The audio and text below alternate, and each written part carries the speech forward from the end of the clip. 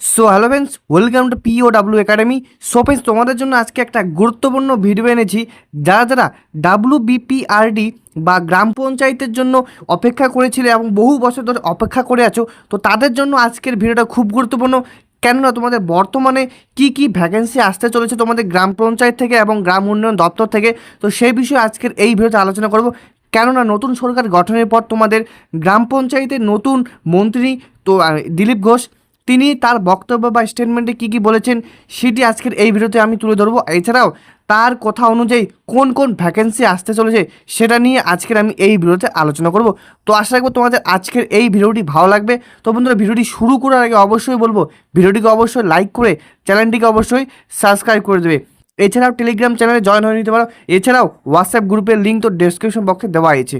তো চলো আজকে ভিডিও শুরু করব। তো সরকারের রদবদলের কারণে তোমাদের গ্রাম পঞ্চায়েত বিভাগের বিভিন্ন দপ্তরে বিভিন্ন পদের রিক্রুটমেন্ট প্রায় বহুদিন ধরে আটকে আছে। তো সেক্ষেত্রে নতুন সরকার গঠনের পরে তোমাদের WBPRD গ্রাম পঞ্চায়েতের যে বিভিন্ন পদ, ক্লার্ক বলো, যে কোনো গ্রুপ ডি পদ, সেগুলি পদ কিন্তু তোমাদের জন্য খুলে যাচ্ছে এবং তোমাদের খুব শীঘ্রই এদের জন্য নতুন নোটিফিকেশন আসতে চলেছে। তাছাড়াও তোমাদের দিলীপ ঘোষের বয়ান অনুযায়ী কি কি ভ্যাকেন্সি আসতে চলেছে সেটা নিয়ে আমি এখন তোমাদের আলোচনা করব। তো প্রথমেই গ্রাম পঞ্চায়েত স্তরে প্রধান পদসমূহ, অর্থাৎ তোমাদের গ্রাম পঞ্চায়েত স্তরে প্রধান পদসমূহ নিয়ে এখন আমি তোমাদের আলোচনা করব, যেটি বর্তমান যিনি গ্রাম পঞ্চায়েত মন্ত্রী দিলীপ ঘোষ, তার বয়ান অনুযায়ী আমি তোমাদের এখন তুলে ধরছি কোন কোন পদগুলি আসতে চলেছে। তো প্রথমেই গ্রাম পঞ্চায়েত স্তরে প্রধান সমূহ, তো এখন এটা আমি তোমাদের বিস্তারে আলোচনা করব। তো প্রথমত গ্রাম পঞ্চায়েত কর্মী, এটি একটি গ্রুপ ডি পোস্ট, অর্থাৎ তোমাদের যে গ্রাম পঞ্চায়েত কর্মী, অর্থাৎ যে গ্রাম পঞ্চায়েত কর্মী, এটা কিন্তু আবারও বলছি গ্রুপ ডির পোস্ট। আর এই গ্রাম পঞ্চায়েত কর্মীর কাজ হচ্ছে পঞ্চায়েতে বিভিন্ন অফিসিয়াল কাজে সাহায্য করা। তো তোমাদের এই যে গ্রাম পঞ্চায়েত কর্মী, এর কাজ হচ্ছে পঞ্চায়েতে বিভিন্ন অফিসিয়াল কাজ করা। যেমন ধরো পঞ্চায়েতে কোনো স্কিম আসলো বা যে কোনো একটা তোমাদের গ্রামের মধ্যে একটা স্কিম আসলো, সেটা অফিসিয়ালভাবে সামলানো। এছাড়াও অফিসের দৈনন্দিন কাজ পরিচালনা করা এদের মূল কাজ। অর্থাৎ তোমাদের গ্রাম পঞ্চায়েত কর্মী বা গ্রুপ ডি যেই পোস্টটি, তার কাজ হচ্ছে পঞ্চায়েতে বিভিন্ন অফিসিয়াল কাজে সাহায্য করা এবং অফিসের দৈনন্দিন কাজ পরিচালনা করা এদের মূল কাজ। তো আশা করি তোমরা এতটুকু বুঝতে পেরেছো যে গ্রাম পঞ্চায়েত কর্মীর কী কী কাজ। তো এখন আমি আলোচনা করবো তোমাদের আমি গ্রাম পঞ্চায়েত কর্মীর শিক্ষাগত যোগ্যতা কী। তো গ্রাম পঞ্চায়েত কর্মীর শিক্ষাগত যোগ্যতা মূলত অষ্টম পাস, অর্থাৎ তোমরা 8 পাস করলেই এই পদটির জন্য অ্যাপ্লাই করতে পারবে। অর্থাৎ এই পদটি যেহেতু গ্রুপ ডি, সেক্ষেত্রে তোমরা 8 পাস করা থাকলেই তোমরা এই পদের জন্য অ্যাপ্লাই করতে পারবে। এইটুকু আশা করি বুঝতে পেরেছো। আর তবে বর্তমানে তোমাদের আর একটা বিষয় জানা দরকার, কেননা বহু বছর ধরে তোমরা ইউআরদের জন্য শুধুমাত্র এই চাকরিগুলোর জন্য 40 বছর পর্যন্ত সময়সীমা, মানে বয়সসীমা ছিল। অর্থাৎ তোমাদের 18 থেকে 40 বছর পর্যন্ত এসবের জন্য তোমাদের বয়সসীমা ছিল। তবে বর্তমান সরকার আসার পর তোমাদের জেনারেল কাস্ট বা ইউআরদের জন্য বা ওবিসি এদের জন্য মূলত 40 থেকে সেটা 45 বছর বাড়ানো হয়েছে। অর্থাৎ তোমাদের যোগ্যতা বা বয়সসীমার এখন তোমাদের সীমাটা সেটা হচ্ছে 45 বছর পর্যন্ত। 18 থেকে 45 বছর পর্যন্ত যারা যারা আছো, তো তোমরা এটা অ্যাপ্লাই করতে পারো। তো এইটুকু আশা করি বুঝতে পেরেছো তোমরা বন্ধুরা। তো এখন আমি তোমাদের যেই পদটি বা সেকেন্ড পদটি নিয়ে আলোচনা করব, সেটাও কিন্তু গ্রাম পঞ্চায়েত স্তরের একটা প্রধান পদ, যেই পদটা খুব গুরুত্বপূর্ণ। তো চলো, সেই পদটির নাম হচ্ছে সহায়ক পদ, অর্থাৎ তোমাদের এই পদটির নাম হচ্ছে সহায়ক পদ।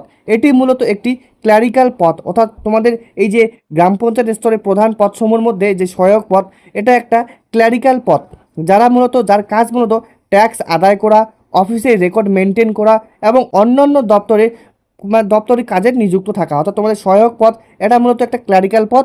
এই পদের কাজ হচ্ছে ট্যাক্স আদায় করা, এছাড়াও অফিসে রেকর্ড মেনটেন করা। তো তোমাদের সর্বপ্রথম তোমাদের অফিসের যে তোমাদের রেকর্ড, সেটা মেনটেন করতে হবে।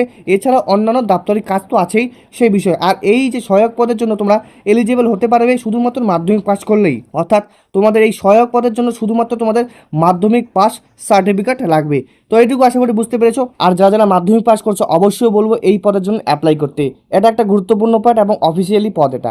এরপরে নির্মাণ সহায়ক, অর্থাৎ তোমাদের গ্রাম পঞ্চায়েত স্তরে এটা একটা গুরুত্বপূর্ণ পদ, তার নাম হচ্ছে নির্মাণ সহায়ক।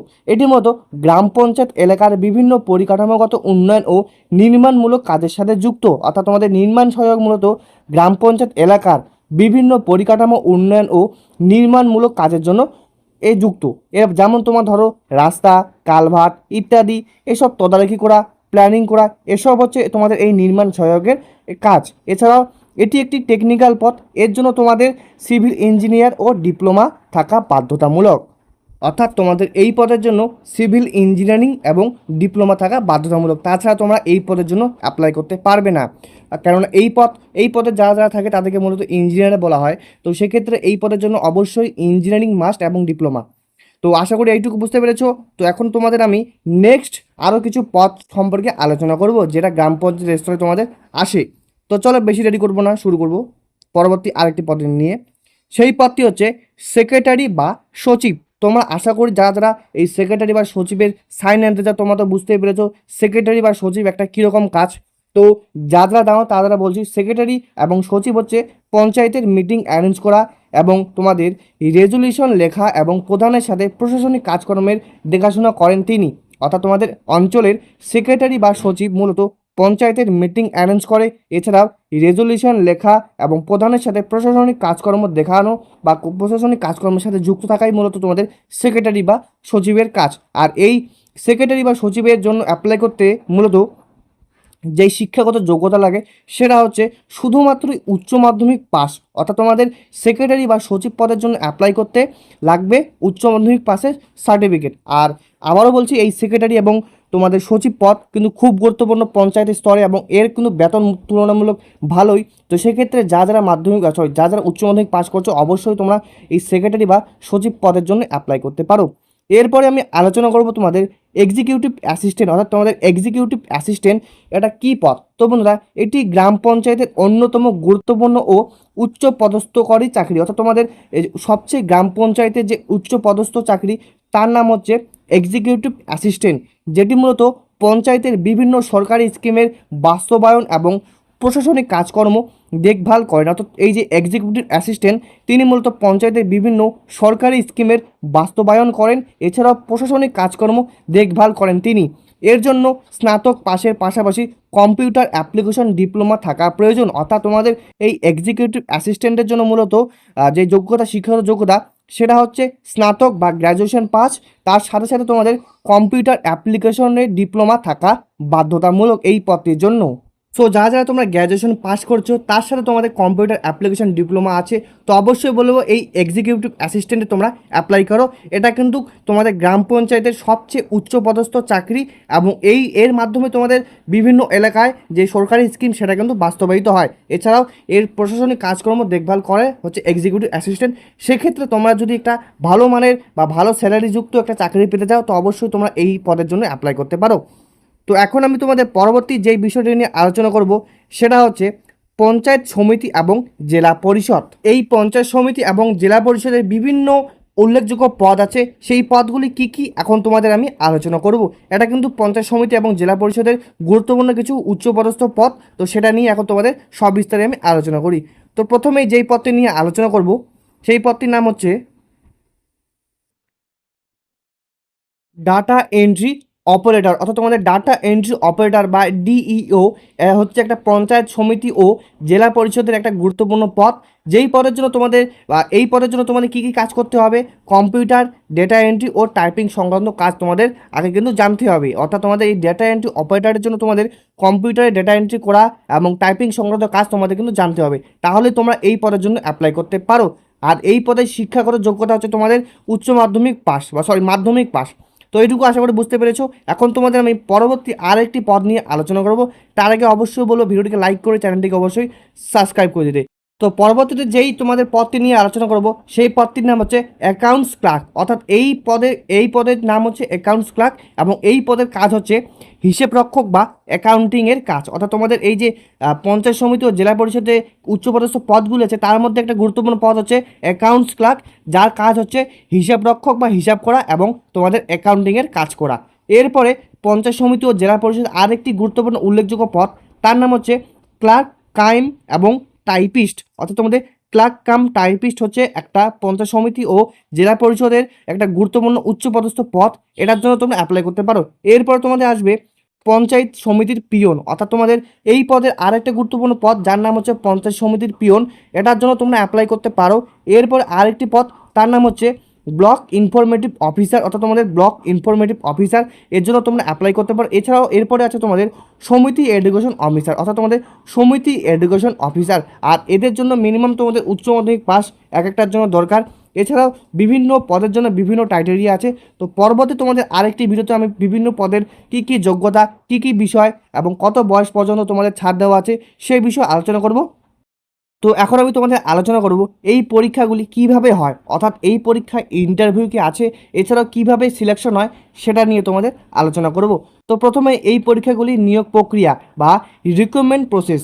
তো সাধারণত এই পদগুলির জন্য ডিস্ট্রিক্ট লেভেল সিলেকশন কমিটি বা ডিএলএসসি কমিটি গঠিত হয়, যার মাধ্যমে তোমরা রাজ্য পঞ্চায়েত দপ্তরে সেন্ট্রালাইজ পোর্টালের মাধ্যমে বিজ্ঞপ্তি প্রকাশিত হয়। অর্থাৎ তোমাদের এই যে প্রক্রিয়াগুলি বা এই যে তোমাদের নিয়োগ প্রক্রিয়াগুলি সেটা মূলত তোমাদের ডিস্ট্রিক্ট লেভেল সিলেকশন কমিটির দ্বারা প্রকাশিত হয় বা বিজ্ঞপ্তি প্রকাশ হয়, এবং তোমাদের বিজ্ঞপ্তি প্রকাশিত হওয়ার পরেই ঠিক নির্দিষ্ট ওয়েবসাইট থাকে, সেই ওয়েবসাইটের মাধ্যমে তোমরা অ্যাপ্লাই করতে পারবে এবং অ্যাপ্লাই নির্দিষ্ট পদের জন্য অ্যাপ্লাই করতে পারবে, বা ধরো একটা দুটো তিনটা পদের জন্য অ্যাপ্লাই করো, যেটা তোমরা পারবে এবং যেটাতে তুমি এলিজিবল সেই পদটিতে অ্যাপ্লাই করবে।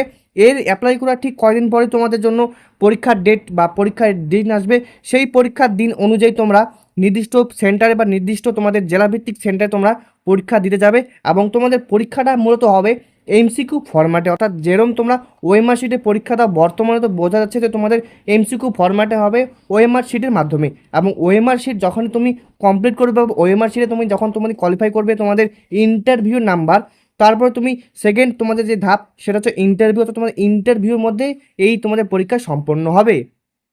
অর্থাৎ তোমাদের এই যে গ্রাম পঞ্চায়েত রিক্রুটমেন্ট সেটা মূলত তোমাদের এমসিকিউ ফরম্যাটে হবে এবং পরবর্তীতে ইন্টারভিউয়ের মাধ্যমে সম্পন্ন হবে। তো এইটুকু আশা করি বুঝতে পেরেছো। তেমন কিছুই না, যেরকমভাবে তুমি এমসিকিউ আগে পরীক্ষা দিয়েছো বা গ্রুপ সি গ্রুপ ডি পরীক্ষা দিয়েছো, এছাড়া তোমার ডাব্লিউবি দিয়েছো, সেরকম ওই মার্কশিটেই তোমার এমসিকিউ বেস পরীক্ষা হবে। তো এইটুকু আশা করি বুঝতে পেরেছো, এবং এমসিকিউ পরীক্ষা হওয়ার পরেই তোমরা ইন্টারভিউর জন্য অ্যাপ্লাই করতে পারবে। আর এই পরীক্ষাটা বা এই নিয়োগ প্রক্রিয়াটা মূলত তোমার এমসিকিউ অ্যান্ড ইন্টারভিউর মাধ্যমে সম্পন্ন হয়। এরপরে কিছু নির্দিষ্ট পদের জন্য, যেমন ধরো ডিইও বা এক্সিকিউটিভ অ্যাসিস্ট্যান্ট, তাদের জন্য এক্সট্রা করে কম্পিউটার প্র্যাকটিক্যাল টেস্ট এবং টাইপিং টেস্ট নেওয়া হয়। অর্থাৎ তোমাদের শুধুমাত্র কিছু যেমন বেসিক্যালি কয়টা পদ আছে, যেমন তোমাদের ধরো ডিইও এবং এক্সিকিউটিভ অ্যাসিস্ট্যান্ট, যেগুলোতে তোমাদের ধরো কম্পিউটারে কাজ আছে, কিন্তু সেই পদগুলির জন্য তোমাদের স্পেশালি কম্পিউটার প্র্যাকটিক্যাল এবং টেস্ট নেওয়া হবে। তো এই পরীক্ষা তেমন কিছু না, এমসিকিউ ইন্টারভিউ এবং কিছু নির্দিষ্ট পদের জন্য কম্পিউটার প্র্যাকটিক্যাল টেস্ট হয়, এর বাইরে কোনো কিছু হয় না। তো পরবর্তীতে বা পরবর্তী ভিডিওতে আমি তোমাদের কিছু আরও গুরুত্বপূর্ণ ইনফরমেশন দেবো এই টপিকের উপর ভিত্তি করে বা এই তোমাদের এই রিকমেন্ডের উপর ভিত্তি করে। তো অবশ্যই বলবো চ্যানেলটিকে অবশ্যই সাবস্ক্রাইব করে ভিডিওটিকে অবশ্যই লাইক করতে। আর আজকের ভিডিও তোমাদের এতটুকুই, নেক্সট কোনো ভিডিও তোমাদের সাথে কথা হচ্ছে। আর যারা ভাবছো যে কবেই অ্যাপ্লাই, তো আবারও বলছি এই অ্যাপ্লাই মূলত তোমাদের জুলাই মাসের দিকে হওয়ার কথা, বা তোমাদের জুন বা জুলাই মাসের মধ্যে তোমাদের এই গ্রাম পঞ্চায়েত নিয়োগের সম্ভাবনা রয়েছে। অর্থাৎ তোমাদের জুন জুলাইয়ের মধ্যে তোমরা অফিসিয়ালি নোটিশ পেয়ে যাবে, আশা রাখছি। তো আজকের ভিডিও এতটুকুই। অবশ্যই বলবো ভিডিওটিকে লাইক করে চ্যানেলটিকে অবশ্যই সাবস্ক্রাইব করতে, আর অবশ্যই বলবো টেলিগ্রাম চ্যানেলে জয়েন হয়ে নিতে। তো আজকের জন্য বাই বাই।